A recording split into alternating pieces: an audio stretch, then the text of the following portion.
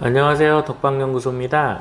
이번 영상은 많은 분들이 궁금해하시는 전원주택을 짓기 위해 땅을 알아볼 때 절대 사면 안 되는 땅과 피해야 할 땅에 대해서 알아보도록 하겠습니다.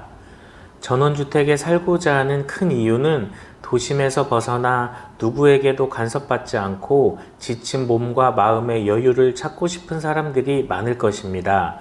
그런데 처음부터 땅을 잘못 사게 되면 전원주택을 짓는 동안 많은 스트레스와 비용이 들어갈 수 있습니다. 거기서 끝나면 다행이지만 사는 동안 더 많은 스트레스와 후회가 될 수 있으니 땅을 알아볼 때 첫 단추를 잘 끼우듯이 이러한 땅들은 최대한 피하는 게 향후 몸과 정신 건강에 이롭고 행복한 전원생활을 하실 수 있을 것입니다. 먼저 도로에 붙어 있지 않은 맹지입니다. 맹지는 건축 허가가 나지 않기 때문에 절대로 사시면 안 됩니다.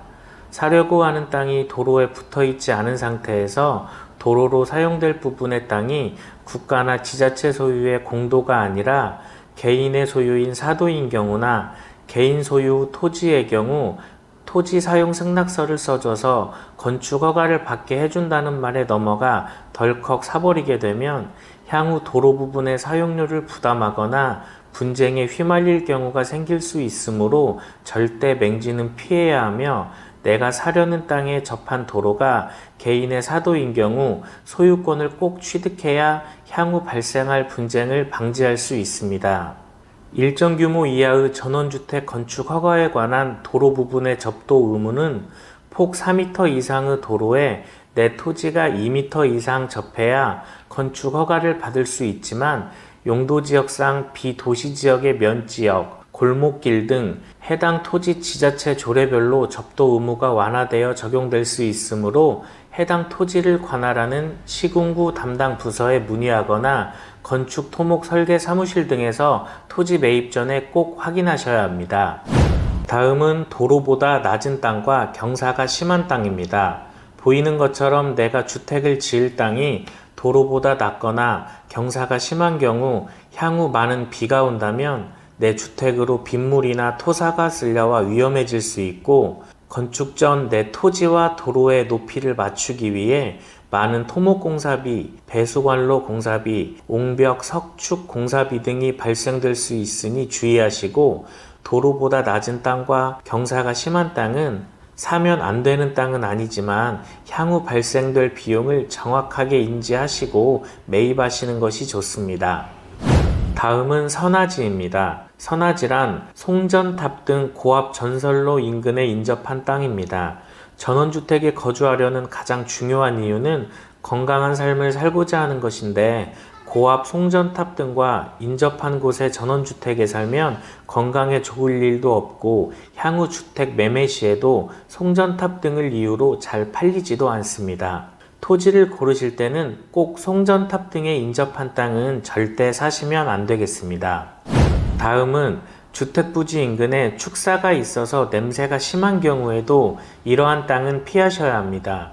날씨가 추운 겨울철에는 냄새가 심하지 않아서 어느 정도 견딜만 하겠지만 여름이 되면 냄새의 수준이 달라집니다. 또한 겨울철보다 여름철에는 축사 인근에는 엄청난 벌레들이 파티를 열며 인근의 주택에 예고 없이 난입을 합니다. 전원주택을 꿈꾸는 이유는 도심의 미세먼지에서 벗어나 좋은 공기를 마시며 마음을 치유하기 위한 것인데 여름철에는 축사 인근의 주택은 사실 냄새 때문에 문을 제대로 열지 못하는 경우가 많습니다. 그러니 축사에 가까운 전원주택 부지의 땅도 사지 않는 것이 좋습니다.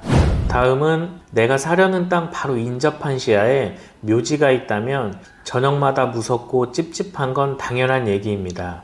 내가 주택을 지은 후 묘지가 설치된다면 해당 지자체에 민원을 넣어서 설치를 제한할 수도 있겠지만 원래부터 주택 부지 바로 옆에 묘지 등이 있었다면 내가 주택을 짓는다는 이유로 묘 이장을 요구할 수도 없을 것입니다. 그러니 주택 부지 인근에 묘지 등이 있다면 이러한 땅도 피하시는 게 좋겠습니다. 다음은 토지 모양을 확인할 때 주택의 주실이 될 부분이 남향을 향해 있는 땅이 당연히 좋습니다. 주실이 북향이 되게 되면 집 내부 자체의 열 전달률이 떨어져서 평상시 내부 온도가 낮고 이 때문에 겨울철에는 엄청난 난방 비용이 소요됩니다. 그래서 최대한 주실 방향이 남향을 바라보는 땅을 고르셔야 합니다.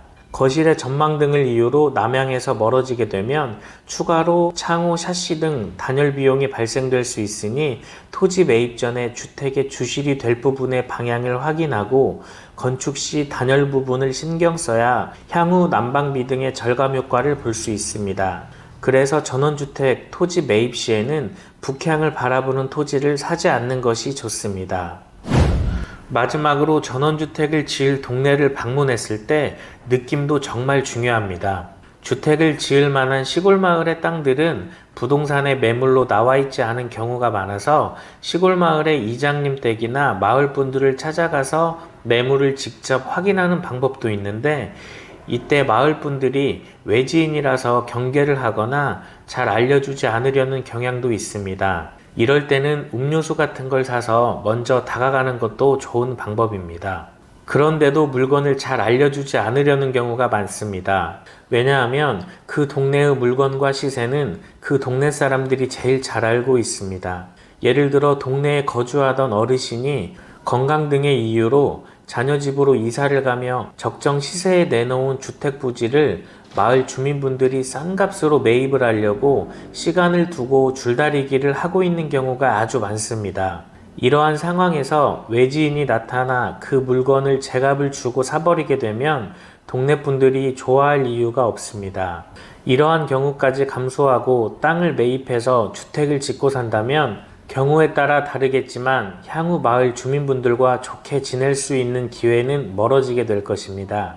그래서 마을에 방문해서 여러 사람을 만났을 때 외지인을 대하는 분위기가 정말 중요하고 향후 전원 생활의 만족도를 가늠할 수 있는 척도가 될 수 있기에 이 부분도 아주 세심하게 체크를 해야 합니다.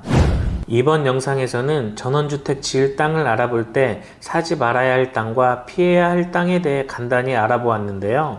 더 많이 체크해야 할 부분과 중요한 부분은 제가 올려놓은 전원주택에 관련한 영상을 보시고 확인하셔서 전원주택을 지을 때 꼭 도움이 되시길 바라면서 이번 영상 마치겠습니다. 다음 영상에서 더 알찬 내용으로 찾아뵙겠습니다. 감사합니다.